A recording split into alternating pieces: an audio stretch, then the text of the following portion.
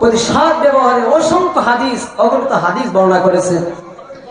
ভাইরা আমার, বন্ধুগণ আমার, এজন্য আল্লাহ রাব্বুল আলামিন বলেন, তোমরা তোমাদের পিতা মাতার জন্য দোয়া করো, ওয়াকুর রাব্বিরহামহুমা কামা রাব্বায়ানি সগীরা। আজ দোয়া করবে কে? সন্তান। কিন্তু আজ উল্টোটা হচ্ছে, আজ মাহফিলে কি হচ্ছে?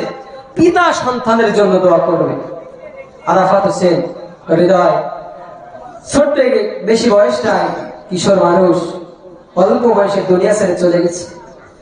যার ছিল দোয়া করার কথা পিতা মাতার জন্য, কুর রব্বিরহামহুমা কামা রাব্বায়ানি সাগীরা, হে আল্লাহ, আমার পিতা মাতাকে তুমি যেভাবে আমাকে লালন পালন করেছিল সেভাবে লালন পালন করো, তাদের প্রতি অনুগ্রহ করো। কিন্তু আজ পিতা বেঁচে আছে, মাতা বেঁচে আছে, আত্মীয় স্বজন, দাদা দাদি সবাই আছেন, কিন্তু সে চলে গেছে। তো মৃত্যুর কোন গ্যারান্টি আছে? ইযা জাআ আজালুহুম লা ইস্তাখিরুনা সাআতাও ওয়া লা ইস্তাকদিমুন। মৃত্যু যার ঠিক ডাক চলে আসবে, এক পা সামনে এগোতে পারবে না, এক পা পিছনে যেতে পারবে না। ভাইরা আমার, বন্ধুগণ আমার, এজন্য পিতা মাতার হক আদায় করতে হবে। পিতা মাতার সাথে যারা ভালো ব্যবহার করবে, আল্লাহর নবী, বিশ্ব নবী বলেছেন, তাদেরকে আল্লাহ পাক 5টি পুরস্কার দেবে। কয়টি পুরস্কার? আমার দিকে লক্ষ্য করুন প্রান্তীয় ভাইরা, সাক্ষীরা, ভাইরা আমার, পিতা মাতার সাথে যারা ভালো ব্যবহার করবে, আল্লাহ রাব্বুল আলামিন 5টি পুরস্কার দেবে। 1 নম্বর হলো আল্লাহ পাক তাদের হায়াত বাড়িয়ে দেবে, হায়াত বৃদ্ধি করে দেবে। 2 নম্বর হলো আল্লাহ রাব্বুল আলামিন সমস্ত মুসিবত দূর করে দেবেন। 3 নম্বর হলো আল্লাহ পাক তার মান ইজ্জত বৃদ্ধি করে দেবেন। 4 নম্বর হলো হজ করার তৌফিক দান করবেন। আর 5 নম্বর হলো মউতের সময় ইমানের কালিমা তার নসিব হবে। ভাইরা আমার, বন্ধুগণ আমার, আল্লাহর নবীর এক প্রান্তীয় সাহাবী ছিল আলকামা। নামাজ পড়তো, রোজা রাখতো, হজ করতো, যাকাত করতো, সব কিছু করেছিল। আলকামার মৃত্যুর সময় উপস্থিত। আলকামার মৃত্যুর সময় কালিমা নসিব হয় না। হযরত বিলাল রাদিয়াল্লাহু চলে গেলেন বিশ্ব নবীর কাছে। বিশ্ব নবীকে বলেন, ইয়া রাসূলুল্লাহ, ইয়া হাবিবাল্লাহ, আপনার আলকামার জবান দিয়ে কালিমা নসিব হয় না, অনেক কষ্ট পেচ্ছে। হযরত বিলালকে ডাক দিয়ে বলল, বিলাল, যা আলকামার বাড়ি যা, যে আলকামার পিতা মাতা বেঁচে আছে কিনা। আলকামার পিতা মাতা যদি বেঁচে থাকে আমার সালাম দিবে, আর বলবে আমার সাথে দেখা করতে। যদি আমার কাছে না আসে, আমি স্বয়ং বিশ্ব নবী তার কাছে যাব। হযরত বিলাল রাদিয়াল্লাহু চলে গেলেন আলকামার বাড়িতে। আলকামার মা বেঁচে ছিল। আলকামার মাকে যখন বলল, আলকামার মা বিশ্ব নবীর দরবারে চলে গেলেন। আলকামার মা যখন চলে গেলেন, আলকামার মাকে বললেন, ও আলকামার মা, দুনিয়াতে বেঁচে থাকতে, সুস্থতা দেখতে আলকামার প্রতি তুমি কি অসন্তুষ্ট ছিলে? তোমার সন্তান কেমন ছিল? আলকামার মা ডাক দিয়ে বলেন, ইয়া রাসূলুল্লাহ,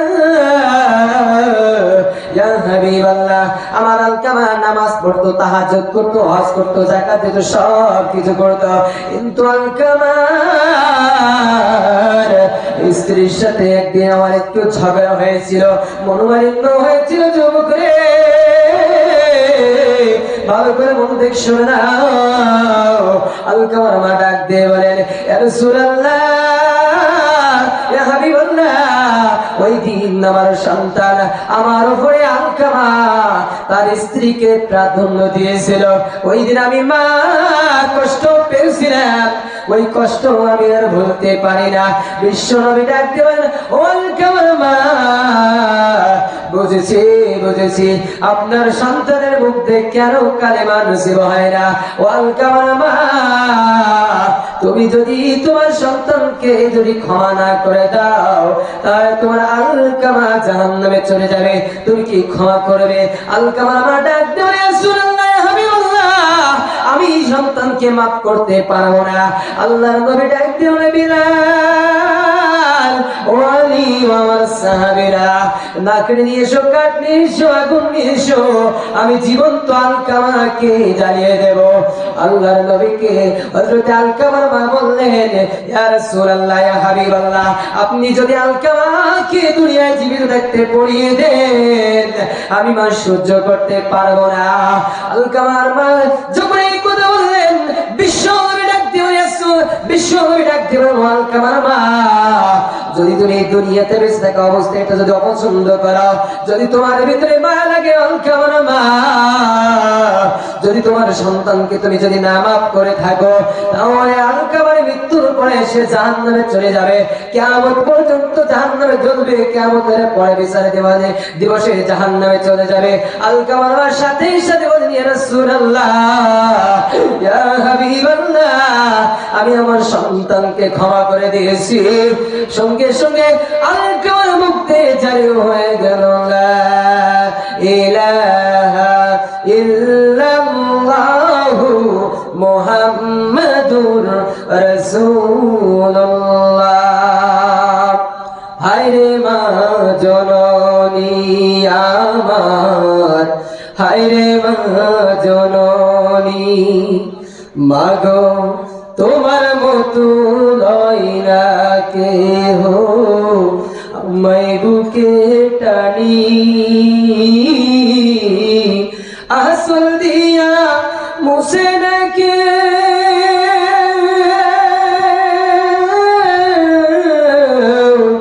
আমার চোখের পানি,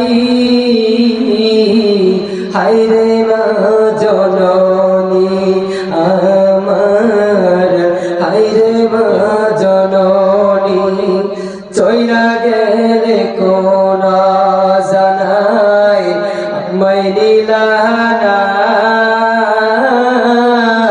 পথে পয়রা কান্দি আমি, নাই যে ঠিকানা, জীবন আমার কেমন চাইবে, জীবন আমার কেমন চাইবে, একটু ভাবনি,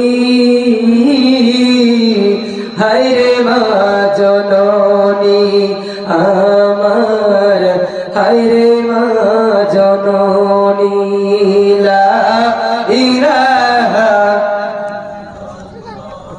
কতটুকু কথা বলেন শেষ করে দেন, 1 ঘন্টা হলো। আমাদের বেশি সময় 12 সাড়ে 12 কি করবেন, 10:30 মানে ভাইরা আমার, দুইটা পয়েন্ট কেবল বললাম আমি, আপনারা কি শুনবেন? ভাইরা আমার, বন্ধুগণ আমার, আল্লাহ রাব্বুল আলামিন 3 নম্বর হক বলেছেন, ওয়াবিদিল কুরবা, তোমাদের নিকট আত্মীয়দের হক আদায় করো। আজ আমরা তো নিকট আত্মীয়দের হক আদায় তো দূরের কথা, তাদের পাশ দিতে থাকি, তাদের হক আমরা ফাঁকি দেই কিনা। وأنذر عشيرتك الأقربين واخفض جناحك لمن اتبعك من المؤمنين। আল্লাহ রাব্বুল আলামিন বলেন, হে রাসূল, তোমার নিকট আত্মীয়দেরকে আমি আল্লাহ আমার ভয় প্রদর্শন করো, আর তাদের সাথে তুমি খারাপ ব্যবহার করো না, কঠোর ব্যবহার করো না। সর্বপ্রথম আত্মীয়র একটি হক হলো তাদের সাথে ভালো ব্যবহার করা। বক্তা নিয়ে এসে শেষ করতেছি। ভাইরা আমার, বক্তা এখানে নিয়ে আসে শেষ করতেছি। বন্ধুরা আমার, আত্মীয় স্বজনের হক আদায় করতে হবে।